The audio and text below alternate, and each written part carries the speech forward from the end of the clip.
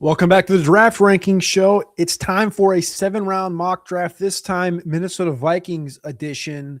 I just want full transparency here. I'm recording this pre any quarterback movement. So if something happens between now and this being live and you watching, there has not been a quarterback that has been acquired by the Minnesota Vikings, that mainly including the rumors of Kyler Murray.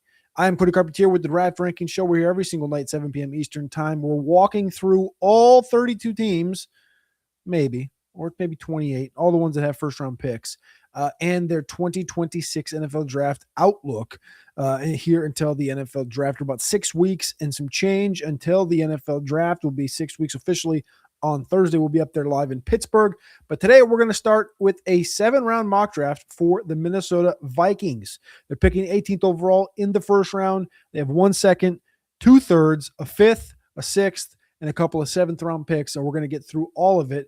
All right, now, some of the biggest departures for the Minnesota Vikings. Their starting center, Ryan Kelly, has retired. Jalen Naylor, their wide receiver 3, is now a Las Vegas Raider. Javon Hargrave, defensive tackle, is a free agent, as well as Harrison Smith, who has retired from the NFL. Jonathan Allen is no longer on the team. Jalen Redmond, no longer on the team. They cut bait with Aaron Jones, Ivan Pace. So going to be a lot of new faces, and then there's potentially a Jonathan Grenard trade on the horizon, as Minnesota, time of recording, is still in the red as far as cap space, just about $4 million under the cap. So far in free agency, the only move that they've made so far is for a cornerback. So we still have a bunch of needs, a safety to replace that Harrison Smith hole, a cornerback we could still go after, definitely a wide receiver 3, as long as you don't believe in Ty Felton. I think a linebacker is of question here. Probably an offensive lineman. I mean, I don't like the idea of Blake Brandel being their starting center this next year.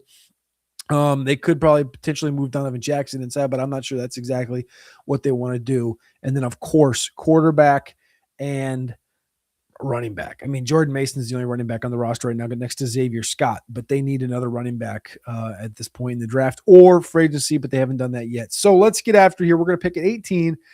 We just simmed through the first 17 selections. And the couple of picks that came in before us was Kenyon Sadiq to Tampa, Vega Iwane to the guard to the Jets at 16, and then Jordan Tyson goes to the board at 17 to the Detroit Lions. Now, where I see the biggest need for the Minnesota Vikings, just as an overarching view, is I think safety. Having Harrison Smith departed is massive.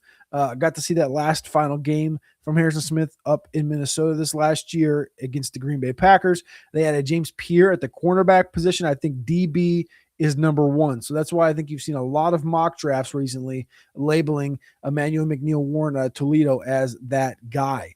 Jermod McCoy has fallen to us here, though, at 18. I think that's a massive value. Other defensive backs, Avion Terrell, the brother of A.J. Terrell from Clemson, is there here at 18 as well. The next best would be Colton Hood, or for me, Davison Igbinosun, who's much further down, Brendan Cisse here as well. So I'm going to go ahead and just take the value, Jermod McCoy. I'm going to run up, turn that ticket in, and just roll with Jermod McCoy. If Vega was there, I'd think about Vega, but everybody else is kind of just okay. McCoy is the clear value here for this Vikings roster. Let's go ahead and run with the cornerback from Tennessee that's recovering from a knee injury. In round 2, R. Mason Thomas goes a pick ahead of us with Jeremy Bernard. We're picking here at 49. Now, again, if you just look at the needs that we talked about for this football team, we need a center. This is, again, we're doing this in the middle of free agency, which is not a great time to do it, but we need a center. We need a safety. I think we need a running back. Those are 3 at the top of the lines things. So I'm just going to go in here. I'm going to go interior. I'm going to go running back. I'm going to go safety. And really our best available right now is Chase Basantis, who I think is going to be fringe first-round conversation. This is like Trey Zune, his teammate, a guy that is very versatile on the interior right there for the Texas A&M Aggies this last year.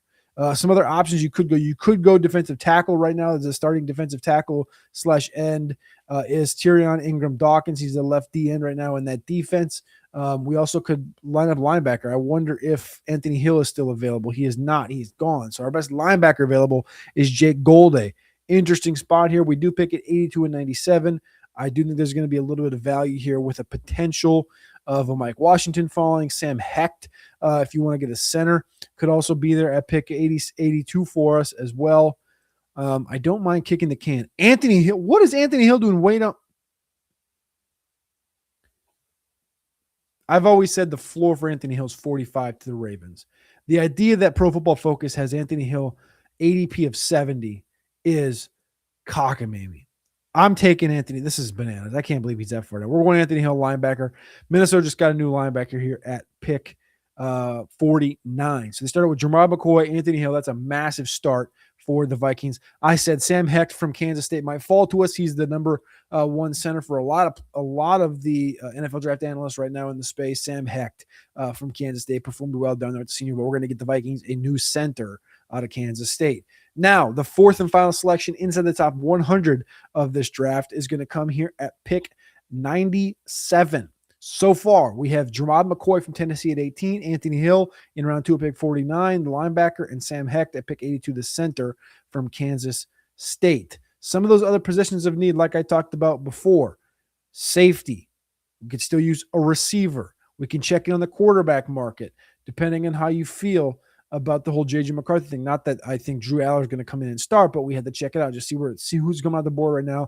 Drew Aller's available. Carson Beck is available. And then it falls off down to Cade Klubnik. So we're going to get rid of quarterback. I still want to look at receiver. I still want to look at safety a little bit. I don't mind looking at the defensive line. Like I said before, defensive line / end. Looks like the best available is Rayshon Benny, Mikael Kamara, Tyreek. I'm good on defensive end at this stage of the round. So I'm looking at safety. I'm looking at receiver. Two massive spots of contention that safety is going to come in and compete for a starting job next to Josh Metellus. Theo Jackson's in that room. They like him. Jay Ward has played some snaps for the Minnesota Vikings, fourth round pick a couple of years ago.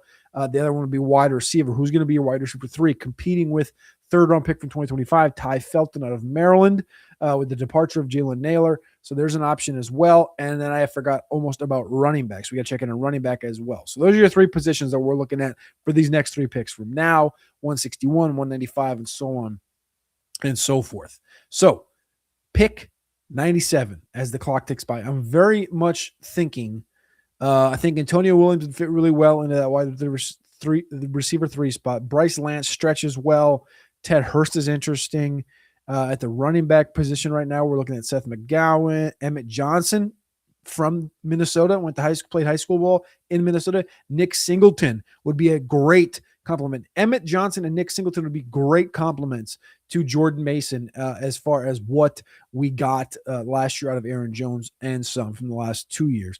Devon Claiborne's another guy in the next round you could potentially debate. The floor does fall out at running back, I do think, after you get a little bit further down. And I don't think they want a guy that's just going to be a satellite back. So I'm kind of team Singleton or Emmett Johnson right here. I'm personally team Singleton. Vikings might be more in on Emmett Johnson, though, from that pass catching perspective. Emmett Johnson's a guy that can get you 40 catches in a season. He's more 205 than Singleton's more 216. So Emmett Johnson makes a lot of sense right here. Wide receiver, I do think you can kick the can. The other question is safety. Zakee Wheatley's available right now. After that, it goes down to Bud Clark. I really like Bud Clark. I'm not sure we're able to get, but I wonder if I can trade down a couple of spots or not. That's a little, I'm not going to trade. I don't want to do trades in this. Let's just go ahead and I want to get my running back. I want to get Emmett Johnson here. Come on down, Emmett Johnson. And then we'll see what falls to us at those other 2 positions. Give me safety. We're pick 161. Best available safety is Michael Taft from Texas. Jalen Stroman from Notre Dame. Cole Wisniewski from Texas Tech. Bishop Fitzgerald, I like him here.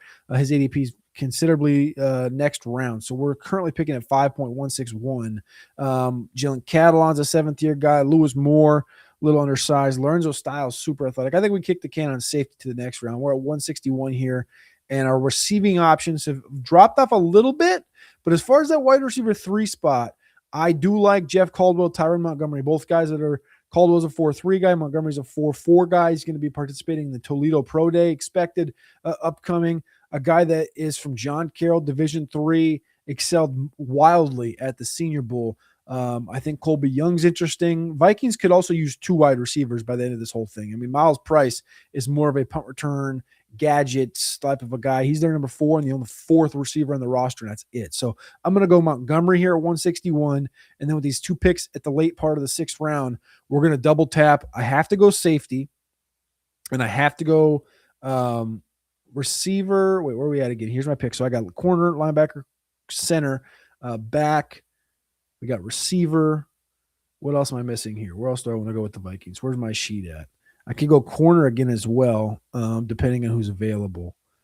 TJ Hall, Jaden Kennedy. I'm good on Damani Jackson, brings a little bit of speed. I'm good on corner, actually. I kind of want to go VJ Payne, but I also really wanted the athleticism of Lorenzo Styles for upside because he doesn't really have to be. He has to compete, though. I'm going to go VJ Payne out of Kansas State. Get us a second Kansas State guy to come on down. The next selection is going to be at 195. I'm going to go right back to wide receiver. I want to see what's available. Hopefully, it's a Colby Young. Colby Young is available. I was impressed with Colby Young's combine, the on-field workouts more than anything. Lewis Bond, another one that did not get a NFL combine invite we could get in the next round, round pick 234, pick 240 as well in the 7th round.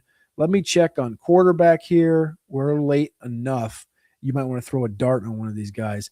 Jalen Daniels, Taylor Green, Cole Payton. I don't think Cole Payton falls to the 6th round like this. I'm personally a little bit bigger of a Luke Altmaier fan from the projection of I think that guy can be a QB2 on your team in 8 years. Like he's more of like a poor man's version of J.J. McCarthy. So I'm a big Luke Altmaier guy. He's kind of a 6/7th round guy. So I'm going to put a pin in Luke Altmaier. And then I'm going to check back through this entire offensive line and see where else could I go. Let's check the interior quick.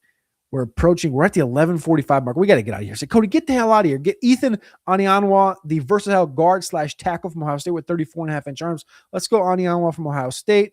Let's come back and get my quarterback and Luke Altmaier. And then let's finish this thing out with a wide receiver. And Lewis Bond falls to us. There we go. Wide receiver from Boston College, Lewis Bond. There is 7 rounds with the Minnesota Vikings. I'm sorry this one drug on a little bit. This is the team I grew up watching as a kid, so it's tough for me to make selections for them sometimes. They gave us an F on the Tyrone Montgomery pick. What are you talking about? They give us an F on the Anthony Hill pick at pick 49. What are you talking about? And they gave us a C+ overall. Viking fans, let me know what you think. I think this is absolutely BS, the grade they gave us. We got the next Aaron Jones and Emmett Johnson. We got a wide receiver 3 and a wide receiver 4 in great players like Tyrone Montgomery and Lewis Bond. We got a backup quarterback. We got 2 versatile offensive linemen, one that can plug in at center, and one, just like Donovan Jackson last year, that is versatile at guard and tackle, and a starting corner, a starting linebacker, a starting center, a starting running back. What more can you ask for in an NFL draft?